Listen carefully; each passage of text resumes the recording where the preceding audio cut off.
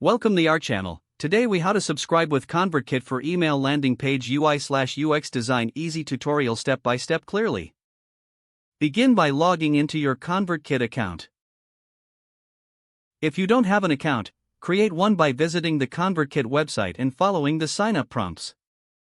Once logged in, navigate to the landing pages section from the main dashboard. Click on the Create New button to start a new landing page. Select a template that fits your email subscription and design needs. Review the available options to find a layout that resonates with your brand. Once you've chosen a template, click on it to start customizing. Begin by editing the headline. Make sure your headline is compelling and clearly communicates the value of subscribing.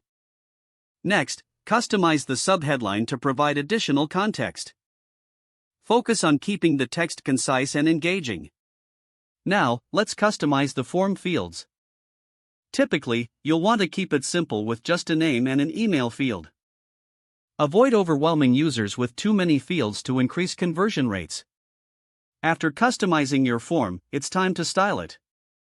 Change the colors, fonts, and button styles to align with your brand identity. Ensure that the call to action button is prominently displayed and uses action-oriented language. This could be a free resource like an ebook or a discount code. To do this, go to the Forms section and attach a tag or sequence that will deliver the incentive. Now, it's important to configure the form settings. Go to the Settings tab and configure options like success messages and notification emails. Make sure to set a clear success message that appears after form submission. Review all your settings to ensure everything is in place. Once satisfied with your design, click the Publish button. You'll receive a link to your landing page once it's live. Finally, monitor the performance of your landing page through the Analytics dashboard. Check metrics like conversion rates and make adjustments as necessary.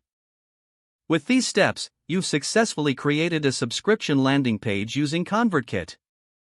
Don't forget to like this video and subscribe to our channel for more step-by-step tech guides.